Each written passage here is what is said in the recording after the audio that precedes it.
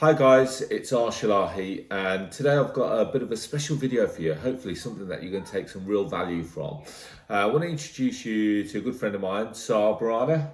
Hi Ash. How are you, UK? Good, thank you. So this is a bit of off-the-cuff video because we're both down in Cornwall in our holiday lets in Cornwall, and I thought it'd be a great opportunity to get Sarb on video and on camera so that he can share with us some of his tips. So just to break it down, Sarb is shall we call you a mortgage broker or finance specialist? Probably more so in the buy-to-let space. Okay, so Sarb has helped many property investors all around the country get funding for their properties or their investment purchases. Before we go into any of that though, I need a small favour from you. If you wouldn't mind hitting the subscribe button and hitting the notification bell every time I release a video, you get known about it. So, Sarb, brief introduction. Who is Sarb? What's Sarb doing? Well, my background is always been financial advisory. I've been in it for many years. Started off in the residential space, but found that my niche essentially was the buy-to-let space. So I've been working with investors, trying to help them out in terms of their mortgage needs for the last few years, and that's what I enjoy doing. Yeah. Okay, so brilliant. So I think one of the key things that everyone wants to know is what's the differences between pre-COVID to post-COVID. So how easy was it to get finance for a buy-to-let investment for prior to COVID, and what are the changes? What's happened? What's the fundamental changes into banks tightening up? Are they asking for more information? What loops or what are we having to jump through to get funding? Sure. I think pre-COVID, the banks had the capital there. They were willing to lend. Not that they're not willing to lend post-COVID. I think they're just asking a few more questions. And I think certainly with the buy-to-let space, it is very individualistic. So are you a starter? Have you got prior experience in terms of buy-to-lets, landlord experience? And I think, like I mentioned, it's all individualistic. If you are essentially starting your journey, it's all about preparation. Once you've got a few buy-to-lets under your belt, you're a little bit more familiar with what's going to be asked of you. So you've got the documentation there essentially. So when you buy a new property, you know what to expect. Okay, brilliant. I'm glad you touched on that. So if someone hasn't got their first buy-to-let, but they do own their own home, what is the lender's perception of this style of investor? So they're looking to just get out on their journey. So I know lots of people that want to buy, instead of buying a standard 2-bedroom terrace property, sure, they want to go straight into something a little bit more strategic or a little bit more aggressive, as almost like a HMO or house of multiple occupation. How do lenders perceive this? I think it does. I think lenders want to minimize their risk, especially when you're starting your journey. They want to know that you can manage certainly the amount of work that's required in running an HMO. So that experience is key, whatever that might be, even if it's not the fact that you haven't owned a property before. If you can show them that you've got that experience, either running family buy-to-lets or working within an estate agency in some capacity, then that will tick their box. So I think you need to highlight your relevant experience to almost mitigate the risk that a bank might face. That's a great, to be fair, that's a great point, because you've picked up on lots of little points there, mitigating the risk, also showing your experience. So in terms of that, so if you haven't already got a property, you could show, as you said, by showing some kind of authority that you've managed someone else's property. Most definitely. Yeah. So what they're in essence looking for is to make sure that if we lend you the money, that you're going to be able to maintain the property, so that we're not then going to be in a position where you're not maintaining it and us having to repossess it in essence. No, definitely. And I think certainly when you are starting that journey, or wherever you are during your journey of buy-to-let, choosing the right lender is paramount. Some lenders won't. I'm going to touch on this in a second, because we've come across this recently. Yeah. And I think it is. I think that's where you need to pull in the experience from either mortgage brokers or other kind of specialist advisors that can certainly help you make that journey essentially a lot easier for you than if you went it alone. Yeah. Okay. So let's talk about the right product and having the right, in essence, the right power team. And in the power team, a big part of it will be the broker. Definitely. Because if the broker doesn't understand from what I'm talking from an investor's point of view, Yes. I need to make sure that my broker understands what my exit is. So I always work with the exit in mind. So I want to get in, but also I want to get out. Do you come across many investors that want to try and put their money in and also try and recycle their cash, within a space of 6 months, etc.? Most definitely. I think that's where a good broker will come into their own. They'll try and do a deep delve in terms of what your mindset is, what is your goals for this property, or your goals for the next 2 to 5 years, essentially. And once they've done that, then they'll have a better idea of which lenders are going to be most suitable for you and what criteria that they offer that's going to be beneficial for you also.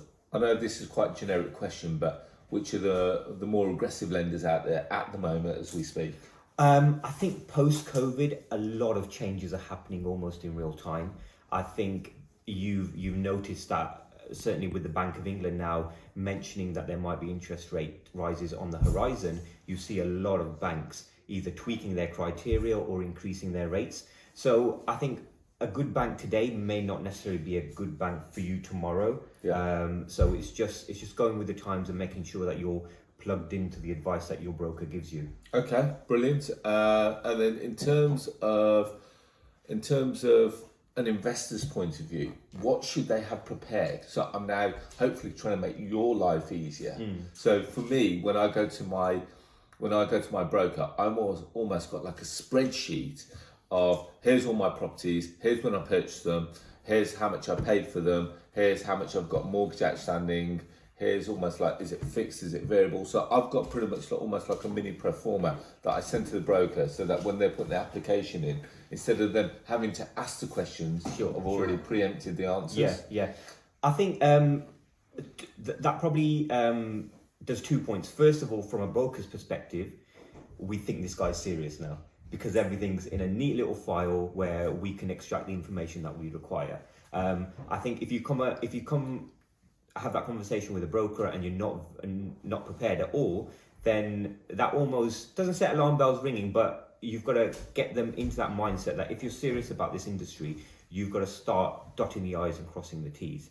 I think if you're looking at less than 4 properties, then you're going to have to start addressing the fact, is your income stream strong enough and is it high enough to hit the criteria for these lenders? And if it's more than 4 properties, then you're looking at different set of rules, such as portfolio rules that each bank has. So you mentioned they're having a sort of neat Excel spreadsheet where a broker or a bank can sort of extract that information and make that process again easier. So it's definitely about being prepared, making sure you've got all the evidence ready, all the details about the property that you want to purchase. And then it's not gonna help just you, but it's gonna help the broker minimize the time delays to get that mortgage application almost in, right? Okay, and on another note, just on my little spreadsheet, the spreadsheet helps me because when I know that a fixed period is coming to an end and we're about to hit into a variable, Definitely. It allows me to then start scouring the market again to see, can we do better? Is there a potential opportunity to refinance? And so in that respect, without boring you into some of the geeky stuff that I do, I then put this into almost like my calendar, and then that gives me a notification almost like 2 weeks before so that I can start speaking to my broker. This is what's coming up, what have we got, and then I can compare the interest rate, I can compare the mortgage rates and see what benefits there are out there. Definitely. I just want to touch on that point. I think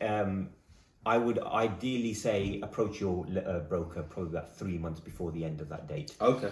What you see certain banks doing is they'll probably send out a letter to you as an individual who's taken out the mortgage probably 3 or 4 months before then, and offering you possibly preferential rates.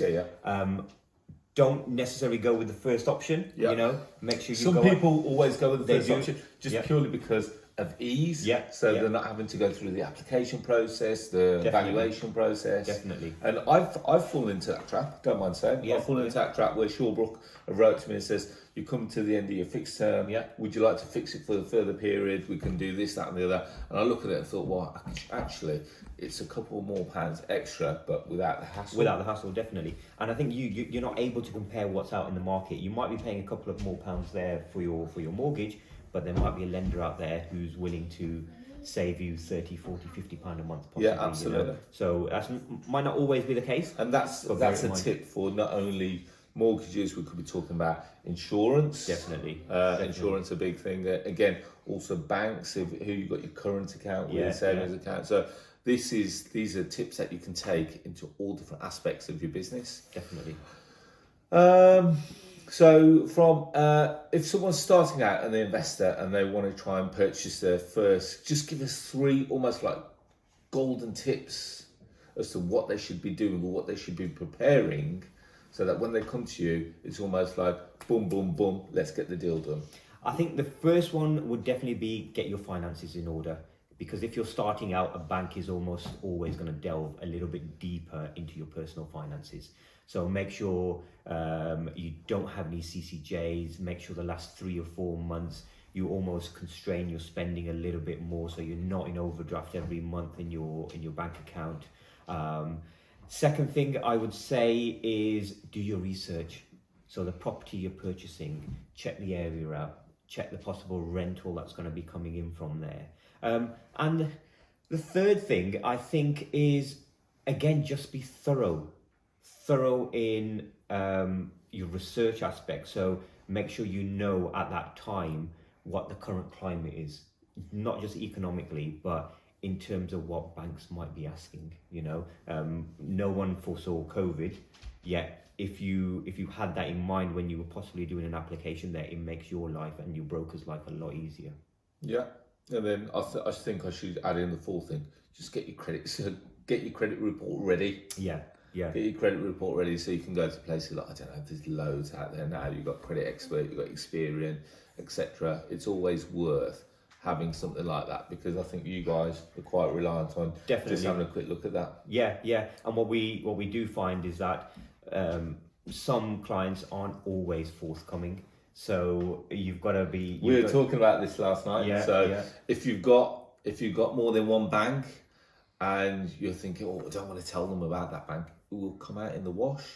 It will definitely come out in the wash, whether Sarb finds it or whether the lender that you're approaching finds it. And it's better to present it as opposed to them ask for it. Definitely. I think once you've made the application, and on the application you say, well, you don't have any CCJs, or you haven't had a credit card debt, or you don't disclose a certain bank, when a bank does their checks, it's going to come up, and it's better for you to be honest and disclose that rather than them ask the question, because you're almost on the back foot immediately. And more importantly, finally, this all takes time. So the more you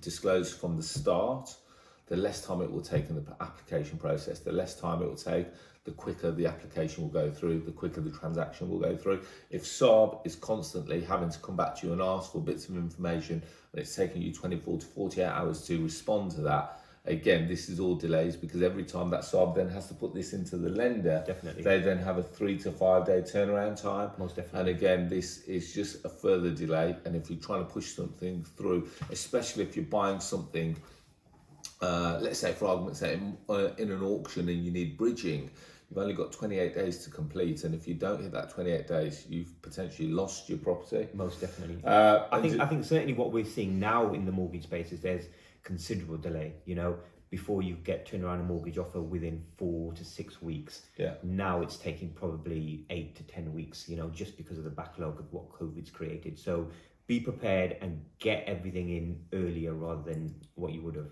So what I'll do, Sarb, if it's okay and with yourself, we'll probably just put some contact details for yourself within the in the description below.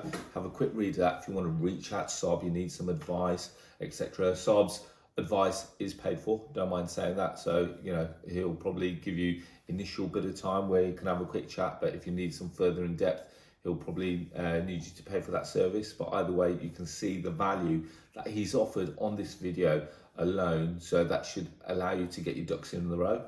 But on that note, guys, I think you've got a lot of value out of that video. So is there anything that you want to add on to that before we finish off? No, that's all good. I mean, if you've got any questions, happy for you to reach out if I can point you in the right direction at least, to help you start your journey almost. Yeah, there's another platform that Sarb is launching, not 100% ready yet, but we'll do a video on that very soon.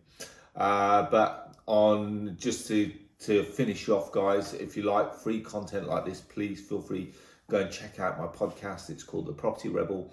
We release a new episode every Tuesday at 6 a.m. As well as that, you can connect with me on all social medias, Facebook, LinkedIn, Instagram, Twitter and Clubhouse under the handles of Arsh Ellahi. Have you got a social post? I'm not very good on socials. Okay, fair enough. Yeah, no, that's fine. Not all of us are. And then finally, if you haven't already done so, if you're looking for your deal that you now want to try and get funded, go and download the Property Investor app. It's the UK's first property investment platform, which showcases all kinds of deals: below market value deals, rent to rent deals, lease option deals, service accommodation deals, commercial deals. Got them all there. You've got two ways of getting involved. You can either go to our website, which is propertyinvestorapp.co.uk, or you can go to the App Store on your smartphone and type in Property Investor and download it. We've got over 35,000 users on the platform, and we've got over 200 properties live at any one point. So, guys, on that note, from myself and also from Sarb. Yep. Guys, have a good one, and hopefully you'll reach out soon. Yeah, and I look forward to speaking to you all soon. Take care, keep safe, and keep well. Bye-bye.